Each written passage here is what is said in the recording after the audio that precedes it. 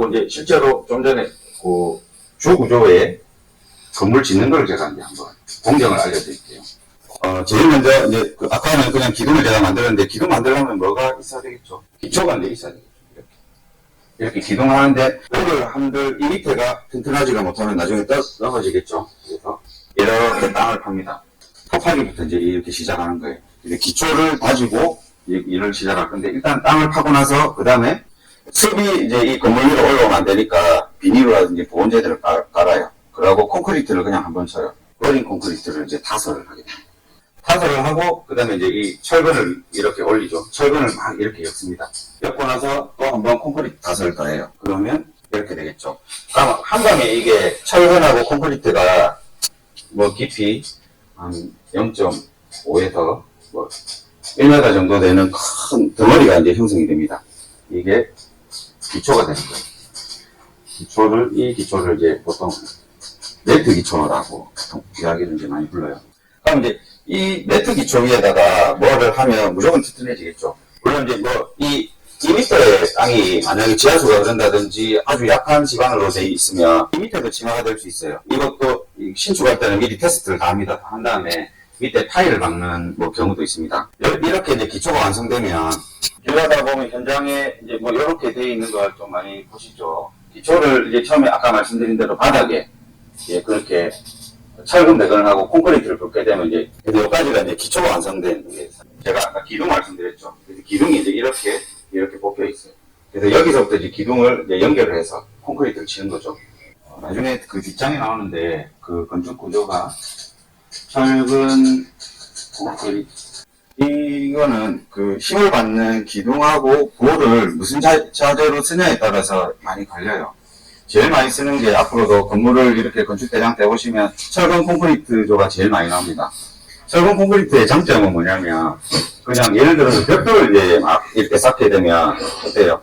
벽돌이라는 거는 이제 위에서 내리 누르는 힘에는 강해요. 강한데 이제 지진이 왔다. 아니면 이제 고층 빌딩인데 그 철근 콘크리트가 아니고 그냥 벽돌로 만약에 치면 어떻게 돼요? 비바람이 오면 흔들려요. 이렇게 되죠. 그 벽돌하고 콘크리트는 압축 하중에는 강해요.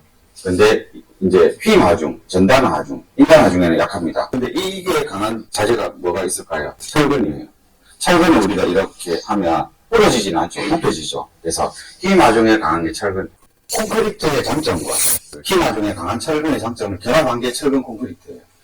조금 전에 이렇게 철근을 이렇게 뽑아놓고 그리고 이걸 뭘 감싸야 되겠죠. 이렇게 감싸놓고 위에다가 콘크리트 베이스트를 붓게 되면 안에 있는 철근하고 안에 있는 철근심이 있고 밖에는 콘크리트가 감싸는 그런 기둥이 일체된 기둥이 하나가 이제 완성이 되는 거예요.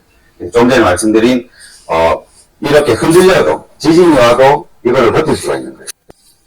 아까 말씀드린 기초도 마찬가지예요. 기초에도 철근 배관이 꼭 들어가는 이유가 그거고 아파트 무슨 공사하다가 사고 나고 뭐 옛날에 뭐 백화점 무너지고 다리 무너지면 뭐부터 제일 먼저 봅니까? 철근이 10개가 들어가야 되는데 철근 5개밖에 안 들어가서 그래요. 그게. 왜냐면 그 강도를 보고 설계를 해놨는데 철근 값이 비싸니까 철근 빼먹는 거예요. 근데 10개가 들어가나 9개가 들어가나 별로 표가 안 나요. 근데 10개여야 되는데 5개만 들어가면 이제 나중에 20년, 30년 있다가 무너져요. 뒤에 제가 적어놨는데 철근 콘크리트로 건물을 지으면 수명이 100년에서 200년 그 이상도 갑니다. 미국에 200년 된 건물도 있어요. 300년이 안 돼서 아직 그 300이란 말을 못 써서 그렇지 그거보다 더 갈 수도 있어요. 중성화 진행만 안 된다 하면. 그래서 기둥은 이제 거푸집이라는 데 용어를 쓰는데 어쨌든 이렇게 틀을 철근심이 이제 이렇게 있고 이렇게 틀을 짜고 콘크리트를 위에서 부어요. 그래서 노가다 현장 같은데 이렇게 지나가다 보면 펌프차가 와가 레미콘 차가 와가 위에서 막 콘크리트를 이제 붓는 그런 모습을 볼 수가 있는데 그게 이거예요. 이렇게 왜 싸는 걸 갖다 거푸집이라는 거예요? 거푸집. 예. 거푸집 한번 보여드릴까요? 공사장 지나가면 이런 것 좀 많이 보신 적 있지 않습니까? 이렇게 이거로 이렇게 틀을 짜요. 이렇게 짜고 나서 콘크리트를 붓죠. 콘크리트를 붓고 며칠이 지나서 이 거푸집이 쉽게 탈락이 됩니다. 콘크리트의 성질이 콘크리트하고 철근하고는 일체화가 쉽게 됩니다. 부착력이 높기 때문에. 근데 그 부집하고 그 콘크리트 사이에 또 뭔가를 대요. 그래서 이게 쉽게 나중에 해체가 되게 돼 있어요.